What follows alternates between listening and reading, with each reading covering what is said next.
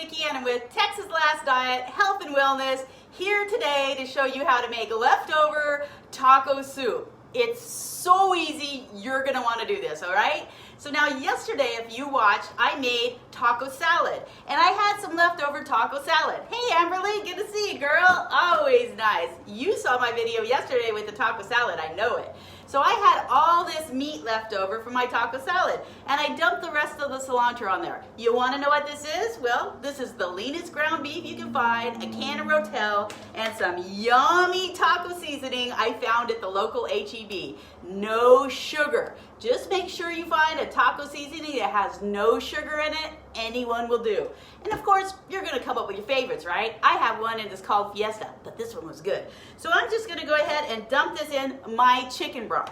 Where did I get my chicken broth? Well, I made a chicken. It had lots of broth left over. Where can you get chicken broth? Well, you can get it in the grocery store. You just want to make sure you don't have any sugars in it, right? Read those labels, guys. Now, I will tell you, it's kind of tricky how they do it. In the ingredients, they'll say there's no sugar, but you'll look down and you'll see things that have sugar in them, and they're gonna throw you out of your light state of ketosis and you're not gonna know why. So just pay attention and read those labels, okay? So I've got that all stirred in there. Well, I'm gonna stir it in there now. So that's just my meat and some chicken broth. Now, if you have multi-bit chicken broth, yeah, you can use that too. Love Lily. She's always on me about that stuff. You can use beef broth too, whatever you prefer. I don't care. Vegetable broth. Remember how when you have the leftover of the cabbage and the zucchini and whatever, throw it in a pot, boil it. That's gonna make some yummy broth, okay? All right, stick with me here now because I'm trying to make this quick so I don't lose you, all right? And if you have questions, holler. All right, so now I'm gonna just take a can of diced tomatoes. It can be any diced tomatoes. I don't care. If you wanna use Rotel, fantastic. I'm not going to because I already put Rotel in my meat. All right, so there you go. There's a can of tomatoes. If you wanna use sauce, tomato sauce, go ahead. This is your taco soup. I'm just giving you the basics. I love it when people say, Vicki, can you send me the recipe? I can't, because I make it up as I go. It's what I have in the refrigerator, and I need to teach you how to do that so you can live longer, healthier, by just opening up the refrigerator and go, ooh, I can make taco soup, right? That's what we're doing here, all right. What else did I have in my refrigerator? Well, I had celery. Remember I was making that celery drink and I was gonna do it for 30 days? Well, yeah, that lasted for about 4 days and then I couldn't do it anymore. See, I'm right there with you. I'm human. I don't do everything just because it says to do it all good. I just couldn't do it anymore. So I'm gonna eat some celery instead of my soup, okay? So anyway, so there's my celery, and if you notice, the leaves are in there too, because those are really good, okay? I have some red onions, and as long as you don't caramelize them, you can have them cooked up lightly, unless your coach says not to, so pay attention to what they say, okay? Because everybody's a little different. All right, I don't know why I'm whispering. I just do that sometimes. Hey Lily, thanks for watching. All right, now you can use green peppers, but if you don't like green peppers and you're like, oh no, somebody's allergic, because I know several people allergic to green peppers, use red peppers or yellow peppers. Or me, I use jalapenos, baby, bring it on. That's a full jalapeno going right there in my taco soup.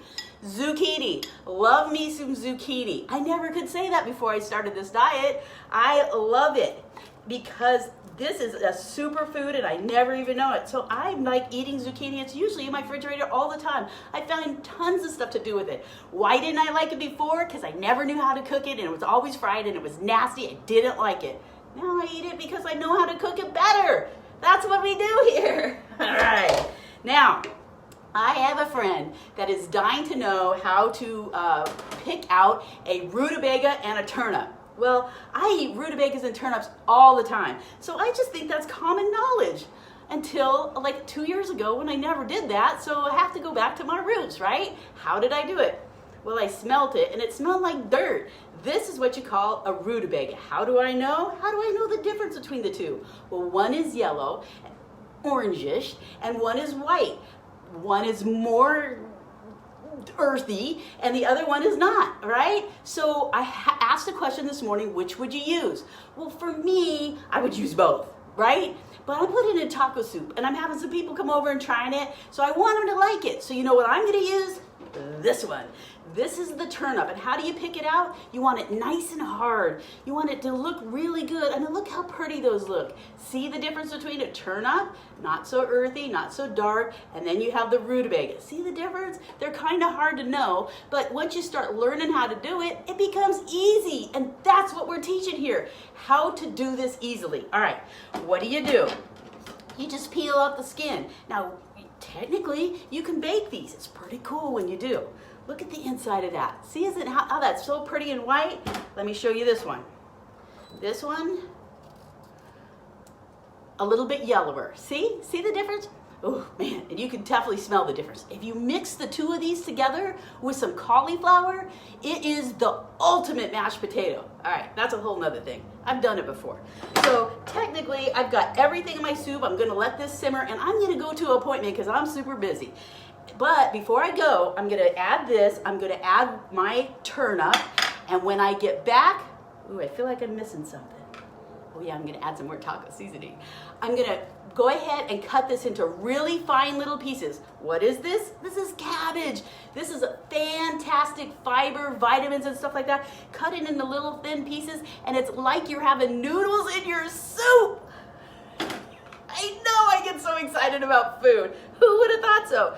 But I will tell you, once you start eating this way, it is exciting, because when people say to me, well, when do I get to go back to eating real food? I'm like, what do you mean? I don't get it. This is real food. Look how delicious that looks, guys. And once I get my potato turnip in there, it's even gonna be more like taco soup. And what am I gonna add on the top for that crunchiness? Well, my Moxie Fit chips. And now that we have the vinegar, the salt and vinegar, those are gonna be perfect. I can't wait for lunch in an hour. Remember, I post pictures below. If you want to see what it looks like all finished up, I'll shoot them for you so you can see what it looks like. This is your soup. You have other stuff in the refrigerator, make it your own. Just make sure they're nice and healthy, not full of sugars or chemicals. Eat good, and you know what? You feel amazing. I can teach you how here at Texas Last Diet. Lily's here with me. If you need any help, we're here, 832-791-3438. You know the number. I'll see you soon.